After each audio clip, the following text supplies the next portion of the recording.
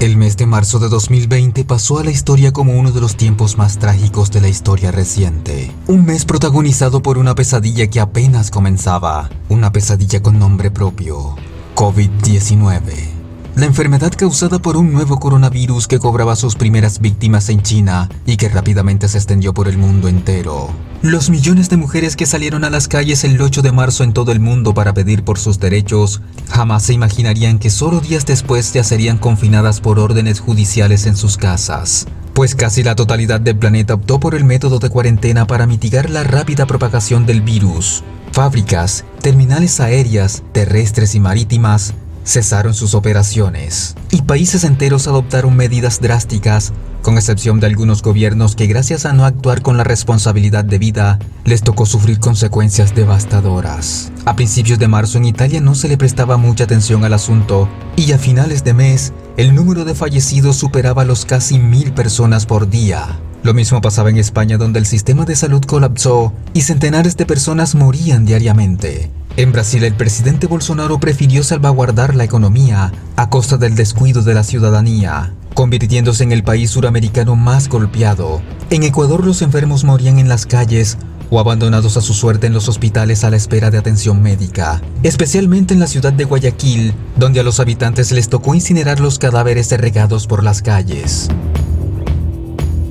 En Colombia, el escándalo por el presunto fraude electoral en las elecciones de 2018, donde al parecer la campaña de Iván Duque compró votos para su elección como presidente, auspiciado por narcotraficantes, quedó de lado ante la emergencia de la pandemia. Los alcaldes y gobernadores se mostraron al principio más comprometidos con la causa que el mismo presidente, quien casi por presión ciudadana terminó por decretar cuarentena obligatoria y varias medidas más que buscaron minimizar el impacto del virus que afectaba de gran manera a la economía.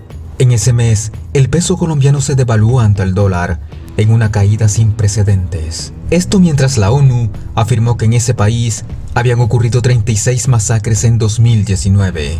Y mientras China, donde se habría originado la pandemia, disminuía notablemente el número de contagios y muertes, Estados Unidos se convertía en el epicentro de la pandemia, como el país con más contagiados en el planeta, muy por encima de los países europeos, que inicialmente eran los más perjudicados. Pero Trump intentaba desviar la atención, señalando al presidente de Venezuela Nicolás Maduro y a varios miembros de su cúpula como narcotraficantes. Luego ofreció una gruesa suma de dinero a quien diera información contra Maduro para judicializarlo, y terminó por darle ultimátum para que éste saliera del gobierno de su país, y desplegó una flota de guerra para frenar el supuesto flujo de narcóticos, según Washington procedente de Venezuela. En Bolivia, la autoproclamada presidenta Yanín Áñez hacía campaña política en medio de la crisis del coronavirus, mientras el presidente Evo Morales era postulado como Nobel de Paz. El peso chileno se desplomó ante el dólar y alcanzó un mínimo histórico. Y en un hecho sin precedentes, el Papa Francisco concedió la indulgencia plenaria por televisión ante los estragos del coronavirus y dio la bendición Urbi et Orbi,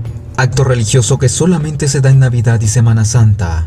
Y Rusia, China y Cuba mostraron su cara solidaria, dando ayuda humanitaria a Europa y Estados Unidos ante la emergencia sanitaria. Resultaba difícil creer cómo Rusia paseaba su ayuda humanitaria en Italia frente a los comandos de la OTAN. Quedaba claro que la eficiencia de Estados Unidos ante las tragedias solo existía en las propagandas hollywoodenses difundidas por el mundo en forma de películas. En la República Democrática del Congo, los muertos por sarampión sobrepasaban los 6000. El 90% de ellos, niños. Los casos confirmados superaban los 310.000 y en Grecia la policía disparaba contra refugiados. Finalizaba así un mes fatídico para los humanos, pero generoso con la naturaleza y el medio ambiente. Los animales tomándose las calles de las principales ciudades del mundo y la contaminación bajando a niveles saludables daban muestra de lo beneficiosas que resultaban las cuarentenas para el planeta. Y es que el COVID-19 vino a ser la nueva factura que la naturaleza cobraba a una civilización cada vez más sofisticada, pero destructora, que soñaba con establecer colonias espaciales y que incrementaban cada vez más su dependencia de la inteligencia artificial, generalizada en estos tiempos en forma de la popular 5G. Una crónica de José Alberto Portacio. Suscríbete al canal El Mundo de JPort para que recibas periódicamente este contenido. No olvides activar la campana de las notificaciones.